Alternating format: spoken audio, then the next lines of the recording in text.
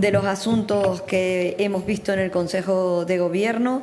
Permítanme que empiece por uno muy importante, y es que hoy ya sale a licitación por parte del Cabildo Insular de Tenerife una infraestructura que es la desalinizadora de Buenos Aires, la desalinizadora del Santa Cruz de Tenerife, con una inversión de 18,6 millones de euros, que es capaz de producir 30.000 litros de agua al día, desalinizada, que va a ir directamente al campo tinerfeño.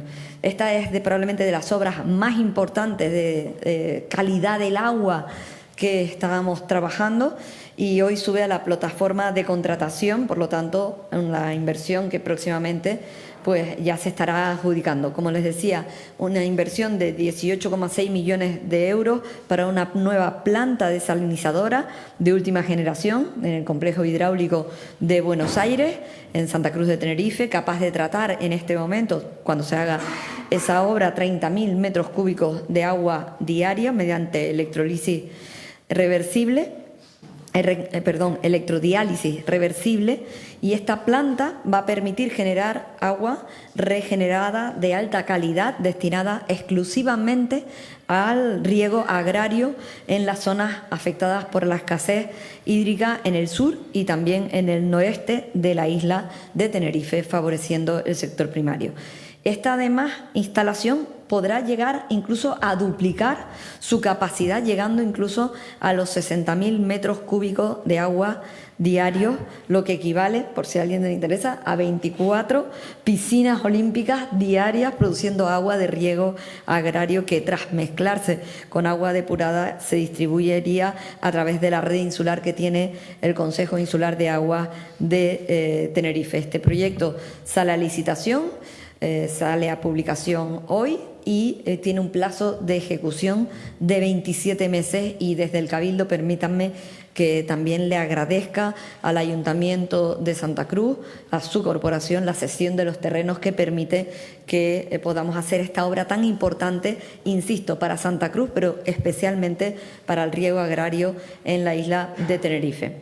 Otra de las actuaciones que también nos hace muy felices que haya venido hoy al Consejo de Gobierno es la adjudicación por parte del Cabildo de la Casa Soler en Vilaflor. Esta infraestructura, este emblemático inmueble de Vilaflor, lleva 9 años cerrado y sin uso. Pues bien, se adjudica la Casa Soler por importe de 1,6 millones de euros, y esta intervención va a permitir la transformación de este edificio histórico, protegido como bien de interés cultural, en un ecomuseo que va a estar dedicado a preservar y a difundir las tradiciones y la historia rural de la isla de Tenerife, también como centro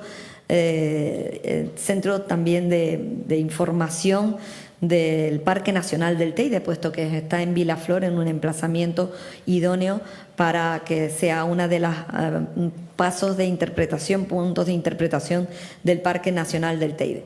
Por lo tanto, un ecomuseo en la Casa Soler.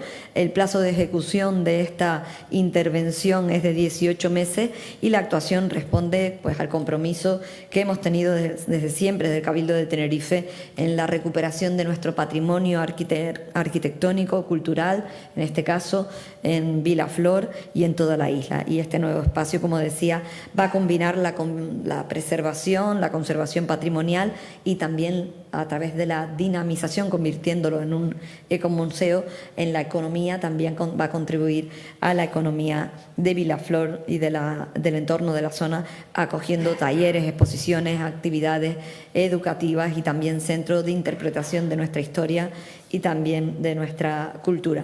Por último, se han convocado también las subvenciones LGTBI Club Plus.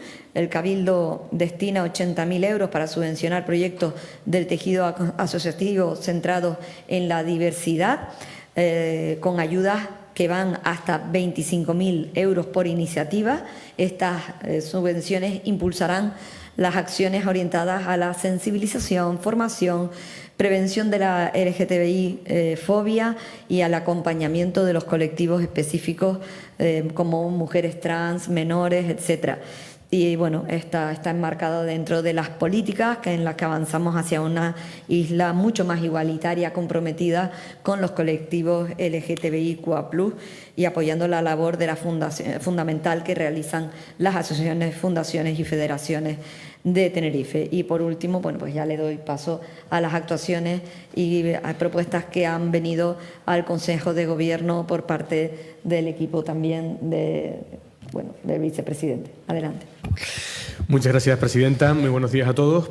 Comenzamos un rápido repaso a este segundo bloque de asuntos con el acuerdo del Consejo de Gobierno relativo a la delegación de la competencia en la consejera insular de Comercio y Apoyo a la Empresa, con el fin de instar una subvención del Gobierno de Canarias que tiene como objetivo el poder desarrollar e implementar un centro insular en Tenerife de capacitación digital para fortalecer las competencias digitales de empresas, autónomos y ciudadanía en general, especialmente destinado al desarrollo del sector comercial, la hostelería y los servicios personales en un ámbito dominado cada vez más, como saben, por las nuevas tecnologías y el comercio electrónico.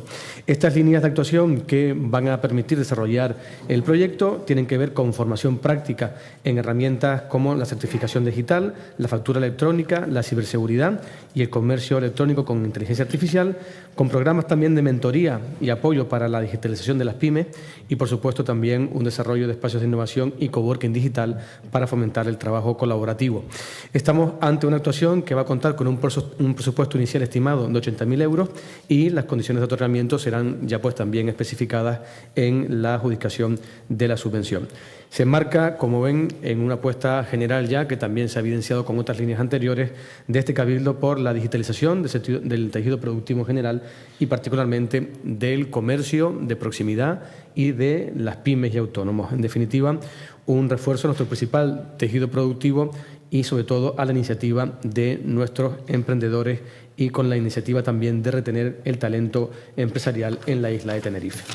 El siguiente asunto que se ha aprobado por el Consejo de Gobierno en este segundo bloque de asuntos tiene que ver con la aprobación de las bases y la convocatoria de subvenciones, en este caso destinadas a la promoción deportiva. A la promoción deportiva, pero de clubes, federaciones y deportistas individuales para la ayuda al desplazamiento para participar en competiciones deportivas oficiales, tanto de ámbito nacional como de ámbito internacional, para el periodo comprendido en este primer semestre de 2025, hasta el 31 de mayo, por tanto. Con ello, seguimos incentivando la actividad de nuestros clubes y deportistas con una dotación económica de 380.000 euros, anticipando la gestión de los trámites, habida cuenta de que estamos ante expedientes que siempre han ido tramitándose extemporáneamente y generando con ello también retrasos en la tramitación y perjudicando en última instancia la llegada en el tiempo adecuado de la subvención a sus destinatarios. Por tanto, regularizar también el trámite administrativo desde este momento facilitará la llegada en el momento oportuno de estas subvenciones de apoyo a los deportistas. Rápidamente especifico que en el ámbito de la subvención se incluyen los viajes a competiciones en la península, en Baleares, en Ceuta y Melilla y también en países extranjeros, y también expresamente se cubrirá las fases finales de campeonatos que se desarrollen en el conjunto de España, en Europa o en cualquier otro ámbito internacional fuera del continente. Por tanto, también se apoya la salida fuera de nuestros competidores. Eso sí, siempre en el ámbito de competidores no profesionales y que tengan evidentemente como objetivo participar de competiciones oficiales con reconocimiento y organización propia que estén ya asentadas en el calendario. El importe se calculará en base a los módulos que combinan datos económicos del destino final del desplazamiento, como el número de personas desplazadas en el caso de los clubes y el número de días de competición, más el posible traslado de material deportivo que tenga especial volumen y peso. La convocatoria tiene como finalidad, por supuesto, como decía antes, seguir apoyando a los deportistas, pero también con ello garantizar la igualdad de oportunidades en el acceso al deporte y particularmente al deporte de competición en la isla de Tenerife. Y dos últimos apuntes, presidenta, para terminar, en este caso fuera ya de lo que han sido los asuntos aprobados por el Consejo, pero sí considerados. El primero tiene que ver con la celebración en el día de mañana de una primera jornada bajo el lema de Encuentro Insular de Mujeres y Sector Primario, con la finalidad también de promocionar y visibilizar el papel de la mujer en el sector primario de Tenerife, un papel decisivo en muchas ocasiones, no siempre reconocido, pero que es capaz de soportar una buena parte de la producción agropecuaria de Tenerife y también, por supuesto, de sostener con ello formas de tradición y de vida que, gracias a su tesón y esfuerzo, se han comunicado de generación en generación y que hoy propician también poder tener un producto singular que le da un valor añadido particular a nuestra oferta gastronómica y también, con ende, de paso, a la oferta turística. El encuentro va a tener lugar en la finca El Boquín, en Icó de los Vinos, y, como decía, viene promovido por el área sector primario de este cabildo. Y el último apunte tiene que ver también con una gran noticia, que es que mañana también tendremos ocasión de visitar, con una delegación encabezada por la presidenta, el Centro de Día Teresa Margarita en Santa Cruz de Tenerife. Un paso también fundamental en la puesta en servicio de nuevas infraestructuras sociosanitarias en la isla, siguiendo con el compromiso dado desde esta corporación al comienzo del mandato de acelerar en todo lo posible, como ya hemos hecho en Garachico, en el centro de Abades, en Arico, en Barranco Hondo, en La Matanza, en La Victoria, de infraestructuras que empiezan a colmar la amplia necesidad y demanda de plazas que tenemos, que vienen como herencia de mandatos anteriores, pero que estamos consiguiendo también acelerar en estos primeros 24 meses de mandato. Serán 28 plazas en régimen de atención de día que estarán disponibles ya a partir de mañana de la parte de población tan importante que se concentra en la zona metropolitana de perfil de necesidad de requerimiento sociosanitario. Y con esto terminamos ya el repaso de este segundo bloque de asuntos, Presidenta. Muchísimas gracias. Efectivamente, mañana estaremos junto con la consejera tanto del Cabildo de Tenerife como con la consejera del Gobierno en la apertura de ese nuevo centro, muy importante para las personas con demanda de plaza sociosanitaria. Como ven, asuntos muy importantes, de mucho interés, que tienen que ver con la protección del territorio, que tienen que ver con la protección también del campo, de la puesta en valor del papel de las mujeres y también la protección de los colectivos más vulnerables. Sin más, pues quedamos a su disposición si hay alguna pregunta.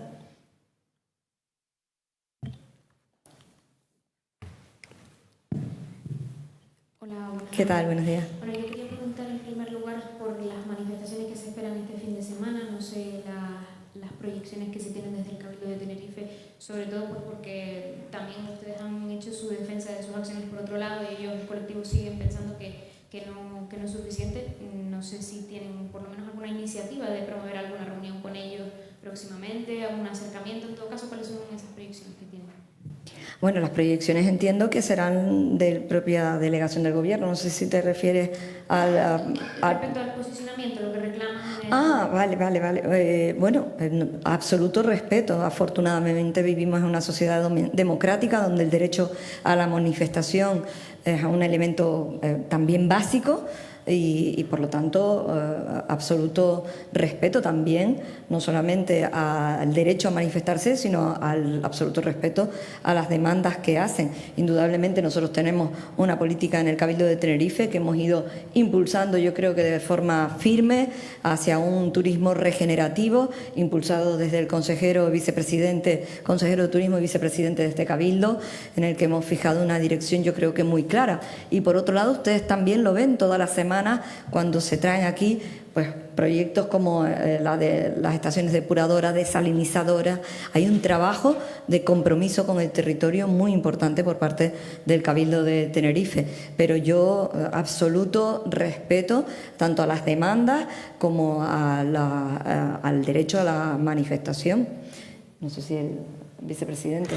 En la misma línea apuntada por la presidenta, máximo respeto, como hemos tenido con las ocasiones anteriores en las que se han convocado esas manifestaciones, y también, lógicamente, respeto a las opiniones diversas que pueda haber. Nosotros, como bien dice la presidenta, tenemos una hoja de ruta clara que busca la evolución de Tenerife como destino turístico hacia ese destino regenerativo. Son muchas las pruebas palpables de lo que estamos haciendo en espacios naturales protegidos, en ámbitos donde es necesario racionalizar y optimizar los recursos naturales, donde se hace también necesario ordenar circunstancias como la movilidad, pero con un respeto exquisito al territorio y sobre todo a las necesidades del residente, buscando la forma de conciliar. Ese es el objetivo. Lo que ocurre es que hay demandas que se plantean con un margen cortoplacista que es muy difícil de materializar. Y también algunas cuestiones tienen que ver con posicionamientos ideológicos de algunas entidades que, lógicamente, no tienen por qué compartirse siempre.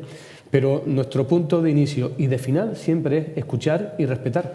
A partir de ahí, cualquier espacio de diálogo que se pueda propiciar, estamos encantados de abordarlo, pero con los manifestantes, como también con el resto de sociedad civil, que tiene también la legítima opción de no manifestarse ni en 18 ni otros días, que también merece ser escuchada en su planteamiento. Y en esa posición de diálogo que plantea como vicepresidente, no sé si después del Congreso Insular de Coalición Canaria, donde quedó patente, ¿no?, esa proyección política de extender la ecotasa, y que parece bastante, o ese impuesto por pernoctación, no sé qué valoración hace respecto a esa proyección, a ese programa político que a priori se pone sobre la mesa. Bueno, el Partido Popular no es un partido monolítico, ni un partido de intransigencias, ni posiciones inamovibles. Es un partido que también escucha. Solo que al respecto de esta cuestión, como ya he tenido ocasión de manifestar, hemos mantenido un posicionamiento claro con los elementos de juicios que se nos han puesto sobre la mesa, con los anuncios que se han realizado por parte de diferentes formaciones políticas. En ese sentido, mantenemos una discrepancia, pero no son posiciones que, en el caso de presentar nuevos elementos de debate, estemos abiertos a escuchar, a discutir y a buscar, en ese caso, de que encontremos viable algún planteamiento, pues un punto de encuentro también. Donde sí puedo decir que somos bastante intransigentes es en subir la carga impositiva a las familias canarias y a los residentes en Canarias. Eso sí que, como dicen ahora en las redes sociales, una red flag, y a partir de ahí nosotros sí estamos dispuestos a considerar otros posicionamientos en torno a la fiscalidad turística, en torno a la mejor conciliación de los intereses de todos, pero con los elementos actuales nuestro posicionamiento sigue siendo claro. Yo me gustaría añadir, porque como realmente es una ponencia de una formación política que fija su posición respecto a múltiples cuestiones, y esto probablemente haya sido lo más llamativa, porque es un documento de 60 páginas.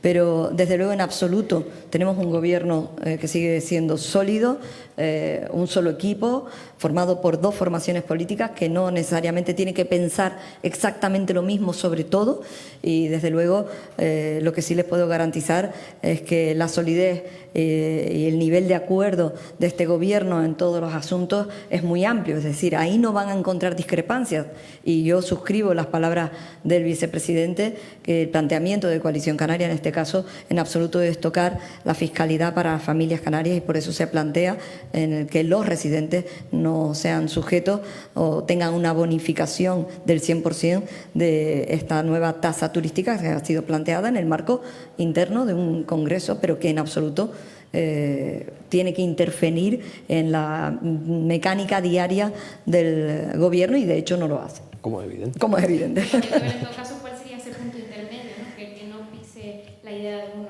con la idea de otro? Pero yo creo que estamos, o sea, que es un debate incipiente, que es bueno, que yo creo que todos los partidos hemos dicho que es positivo debatir sobre un modelo turístico que hace 50 años pues estaba inspirado en el Benidorm de hace 50 años, que ha evolucionado, que evoluciona, y que ahora, desde el propio Cabildo y desde las áreas que lleva el vicepresidente, se impulsa desde la conciencia de que hay que proteger el territorio, de que hay que implantar estas ecotasas.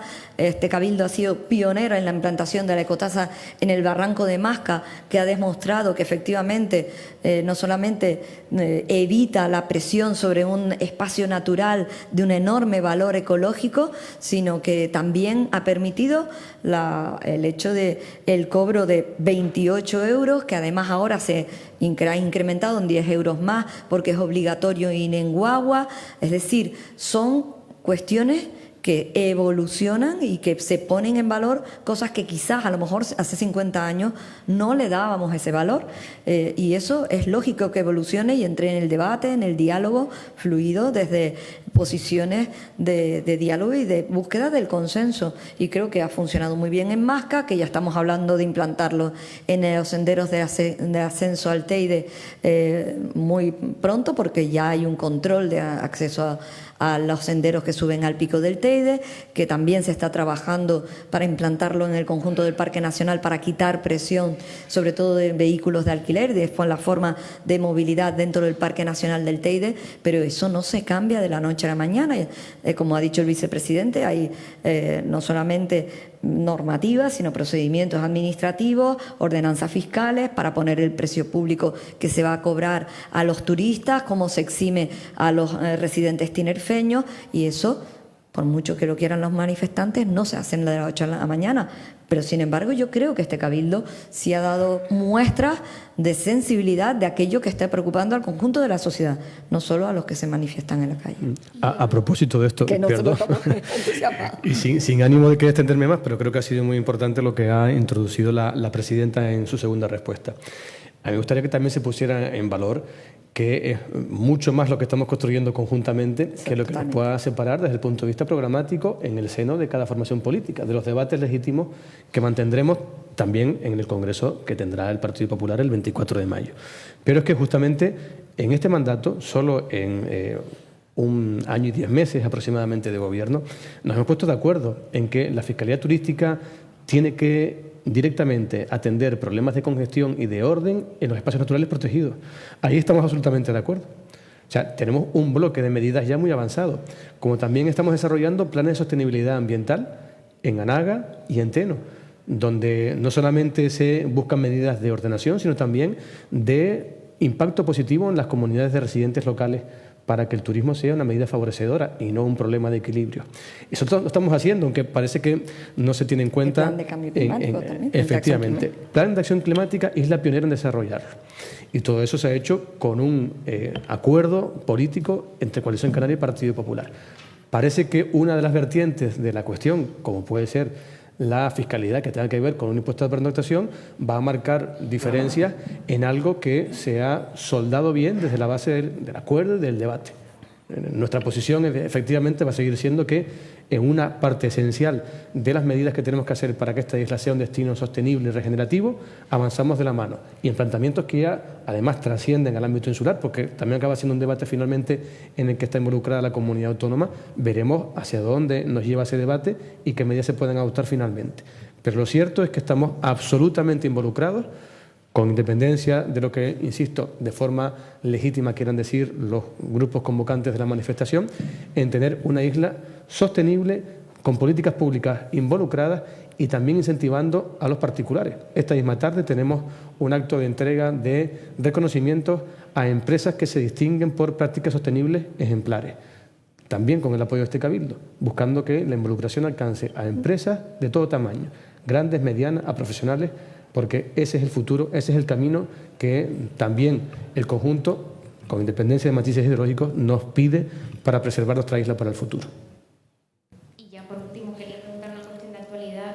En el papel de conservación y de vigilancia del patrimonio histórico que tiene el Cabildo, esta semana pues, recientemente han habido pues, una apertura de expedientes sancionadores respecto a ese parque solar con posible destrucción de yacimientos, y luego, por otro lado, el proyecto de Cuna del Alba, esta vez a los promotores. No sé qué posición tiene el Cabildo, si se van a tomar las medidas adecuadas en el contexto, sobre todo, de ese parque solar. Se emitió ahí un comunicado, pero en cualquier caso, pues esa posición. Sí, lo primero que quiero decir que ya se han tomado medidas. Cuando el ITER, el Instituto Tecnológico de Energías Renovables, realizó todos los trámites legales, la autorización que sacó el Gobierno en noviembre de 2021 omitió la existencia de un yacimiento etnográfico en esa zona. Por lo tanto, nosotros vamos a pedir responsabilidades también al Gobierno de Canarias para que inicie una investigación interna, puesto que habiendo un informe de patrimonio que recogía que ahí había un yacimiento etnográfico, la autorización no vino condicionada a la existencia de ese yacimiento.